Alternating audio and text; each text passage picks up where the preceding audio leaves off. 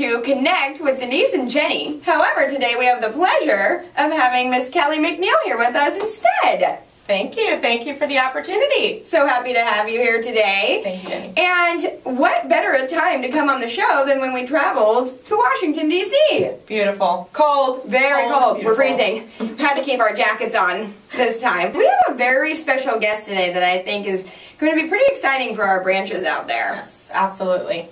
This is something that is a lot different than we've done before as far as guests go. You're pretty used to seeing people from the corporate office who are giving you a message about products, programs, compliance, human resources, the President's Club. Thank you, Doug's dance. the Doug dance. The Doug dance. But today we actually have one of our very own branch managers here, and he had a pretty special experience that he would like to share with all of you and try to motivate you all to do the same. So let's just get right to it. That being said, Kelly?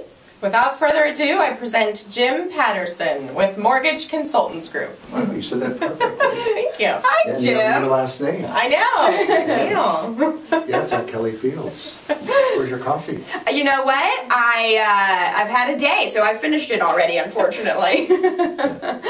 So I'll be going to Starbucks again after this, Good. my second Good. round. Good, help you get through the day. Yeah, so we're super excited to have you here today, and I know that they're going to be just as excited to hear what you have to say. So he has made a special trip over to talk with Congressman Dan Lundgren about our industry and what's going on in our industry and what we need basically from them to run better. So I'm just going to turn it right over to Jim and let him give you the good details. Okay, all right.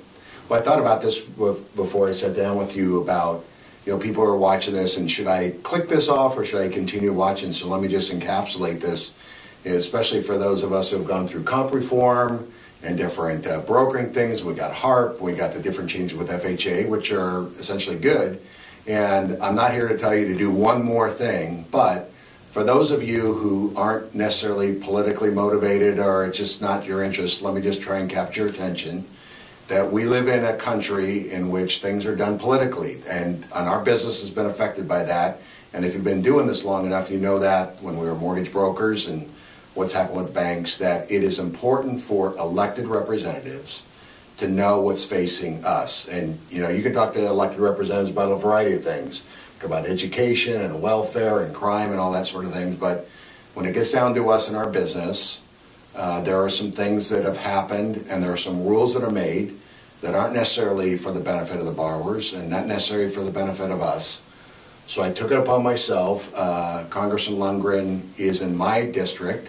I know a lot of you are watching this live in other states. You could go see a state assembly person, a state senator, or a U.S. congressman, and good luck if you could see a U.S. senator. I don't think you'd be able to do it, but he gave me 1 full hour with his chief of staff. I don't know necessarily why. Now, I had met him a few other occasions. I ride bikes, and so does he, and we have a mutual friend, and that may have been why when I asked for an appointment that I even got to see him. But he does see other people from his area who come into his office, and he hears them, which is great. He used to be the Attorney General for California. He's been in politics a long time. And by all admission, he is not strong on housing. He has other things that he's really focused on, like flood control for our area, the border control, the defense of our country, and things like that. So we spent an hour, and the reason I'm telling you this is how I did it. I asked for an appointment with somebody at the staff level. They made an appointment. He had an hour for me, which was great. I didn't know his chief of staff would be there, which if you think about what they have to do in a day and pulling that person away for 1 hour work, he must have thought it was important enough to hear about. Right. I talked about the number of people in our 4-county area that are underwater. It's about 45%, I think, as of November. I said it has a huge impact on our economy, of which he doesn't serve all 4 counties, but he's in the middle of it. And I talked about 2 things. I didn't go all over the board. And I brought him specific examples. And the 2 things I talked about was, and this was about a month ago, FHA mortgage insurance. Why, when you refinance, should your mortgage insurance double? Simply because you're lowering your rate. You're not at extra credit risk. I explained what was happening to the FHA reserve fund. I explained how it is critical that we slow down the number of foreclosures in our area if we're ever going to break out of this economic malaise that we're in here. Right. I brought him examples of 2 borrowers of what they're at with mortgage insurance, and by reducing their rate what they would go to, I highlighted things. I assumed that he did not know mortgages, which he's gone through refinancing himself. His chief of staff had just bought a home, I found out earlier in the year, so they did know a little bit practical experience, but in the larger sense, they really didn't know how all these things were functioning. He's a Republican. A lot of people in the Republican Party are not pro-FHA. They're not pro-Fannie Mae and Freddie Mac. They haven't been for some time. I explained to him about the HARP 2.0 with no appraisals, and the questions that he asked me made it obvious that he gets kind of talking points or little bullet points from political party or somebody about why Fannie Mae is bad, why this looks like the government telling banks they have to refinance and get paid less money. I went through and debunked a lot of that for him.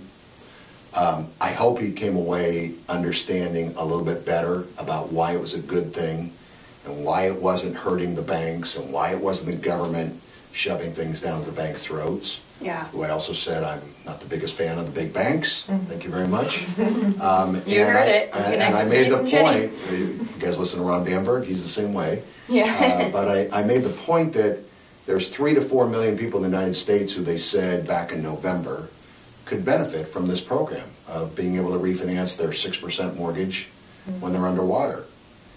I said, why is it that only about 5 banks are able to do this right now? And why is it that people can only go to their lender? If you're with Bank of America, you're with Wells or Chase. I said, that's not a very good system. Now, coincidentally, we can do HARP deals, a little higher loan to value through APM. You can broker loans to a couple different lenders, as the Doug Sloan's email went out last night. And there is a program for certain FHA borrowers to refinance and keep their mortgage insurance low.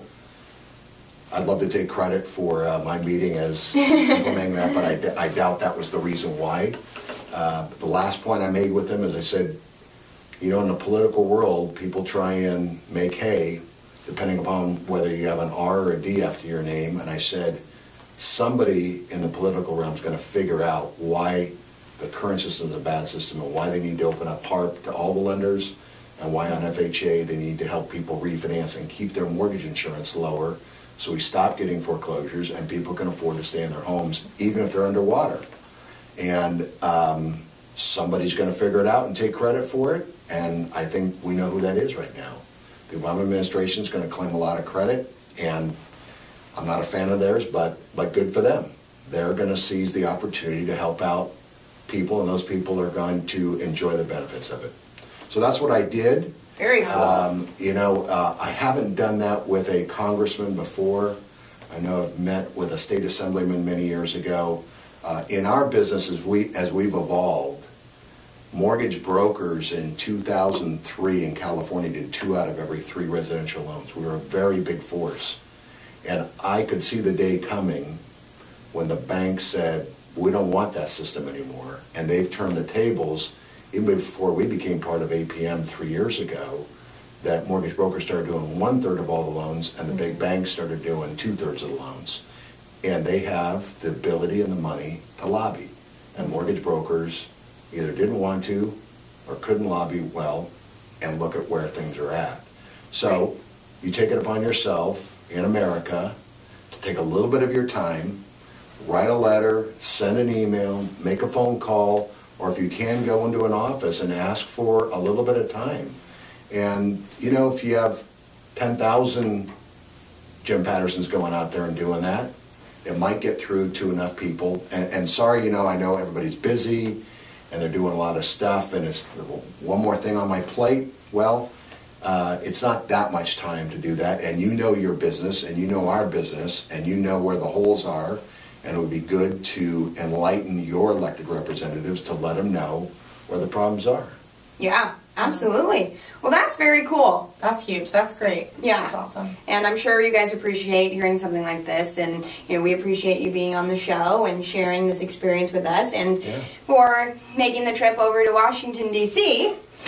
It wasn't too far, and it's kind of fun to go on location. It is. It's a little cold out here, though. I don't know if you noticed we're all in our jackets, but... Well, now you have to watch the movie Mr. Smith Goes to Washington. Yes. I talked about this earlier. Yeah. It's a very old movie. I will be watching that. Perfect. All right. Well, thanks so much, Thank you, Jim. And we're actually going to wait until next week to do our next sweepstakes. So that wraps it up for today. So thanks for being here, Kelly. Thank you. Thanks for the being here. opportunity. Absolutely. I'm sure we'll see her lovely face on here again. Thank you. All right, guys. Well, you have a wonderful week, and we'll see you next Monday. Bye. Bye.